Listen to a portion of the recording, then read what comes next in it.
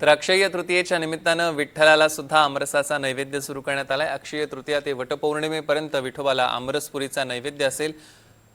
विठोबाच्या नैवेद्यातील आमरसाचं नेमकं महत्व काय याचा थेट विठ्ठल मंदिरातनं आढावा घेतला आमचे प्रतिनिधी संकेत कुलकर्णी यांनी। बघूया। आज अक्षय तृतीया 3.5 मुहूर्तापैकी एक मुहूर्त असणारा मुहूर्त आणि याच मुहूर्तावर राज्यभर आंब्याची सुरुवात झालेली आहे आणि याच आंब्याच्या मोसमामध्ये आजपासून विठ्ठलाला देखील आमरसपुरीचा महानैवेद्य दाखवला जातोय।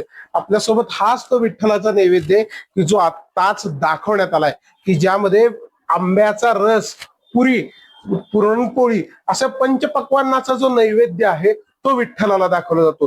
खरं तर ऋतुमानानुसार आणि हवा बदलानुसार विठ्ठलाचे सर्व राजोपचार होतात आणि याच राजोपचारात आजपासून पुढील 70 ते 72 दिवस म्हणजे वटपौर्णिमेपर्यंत हा नैवेद्य दाखवला जाणार आहे। आपल्यासोबत संदीप कुलकर्णी मंदिराचे, त्यांच्याकडून काय महत्व आमरसाचं?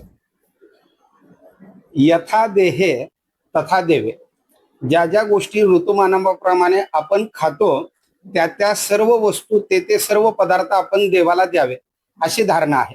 या उन्हाळ्याच्या सीझन मध्ये आपण प्रत्येक जण घरी आंबा आणतो आणि खातो आणि याचप्रमाणे आपण देवाला सुद्धा अक्षय तृतीयेपासून सुरुवात करून ते वटपौर्णिमेपर्यंत देवाला पंचपक्वान्नाचा एक भाग म्हणून वेगळा पदार्थ आमरस आपण देवाला नैवेद्यामध्ये दाखवतो।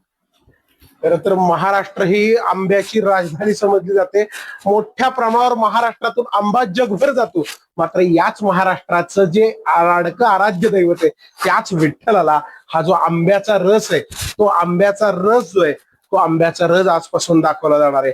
खास यासाठी देवगड, रत्नागिरी, कोकण येथून अनेक जे दाते आहेत, अनेक भक्त आहेत, ते आंबे विठ्ठलाला अर्पण करण्यासाठी पंढरपूरला येत आहेत। सुरुवात जरी आज झाली असली तरी इथून पुढे दररोज आंब्याचा रस हा विठ्ठलाला दाखवला जाणार आहे।